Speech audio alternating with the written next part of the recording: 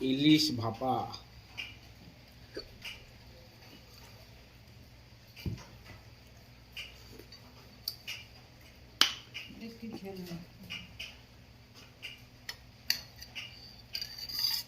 দেখুন ভাপাটা বানিয়েছে কিন্তু এর মধ্যে টিফিন বক্সেই বানিয়েছে জানি। আর সেই ভাপার সলিড সলিড ওয়েদার যেরকম বলে ইলিশটা বাইরে পড়ছে বৃষ্টি। বাইরে পড়ছে বৃষ্টি, পাতা ইলিশ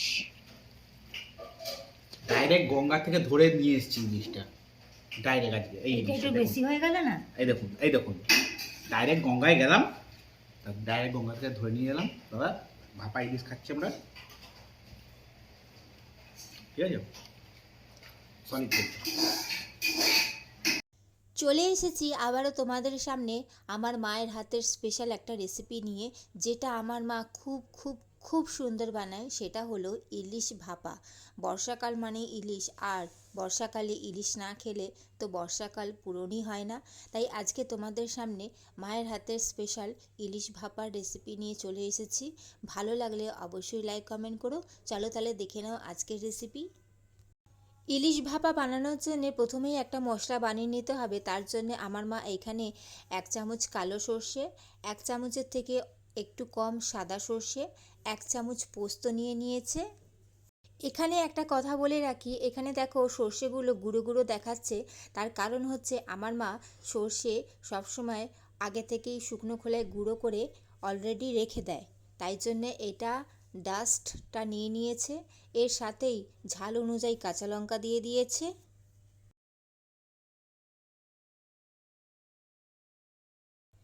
সাথে একটু নুন দিয়ে দিচ্ছে যাতে সর্ষেটা পেস্ট করার পর তেতো না হয়।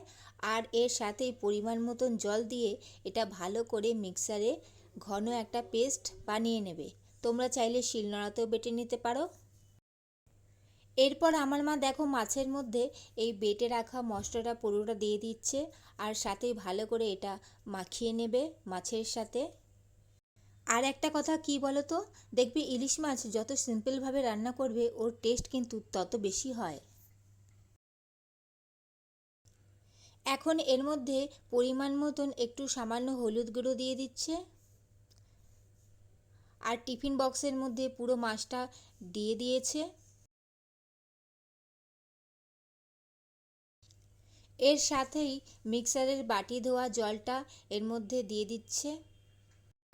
এর সাথেই একটু রঙের জন্য কাশ্মীরি লঙ্কার গুঁড়ো দিয়ে দিচ্ছে, আর এর সাথেই পরিমাণ মতন নুনটাও অ্যাড করে দিচ্ছে।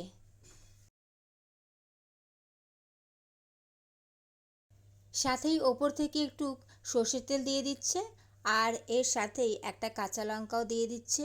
আর এখন এটা ভালো করে মাখিয়ে এটা ঢাকা বন্ধ করে এটা ভাপে হতে দেবে।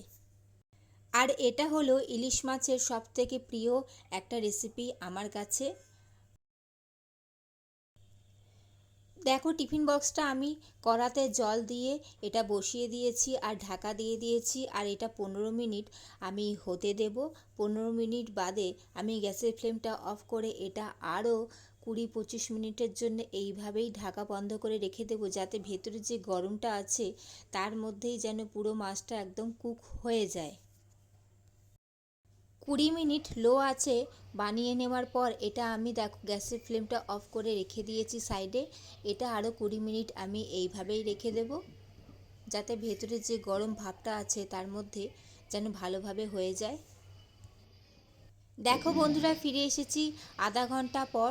আধা ঘন্টা এটা এইভাবেই রেখে দিয়েছিলাম, এখন এটা পুরোপুরি একদম ঠান্ডা হয়ে গেছে। তো খুলে তোমাদেরকে দেখিয়ে দিই।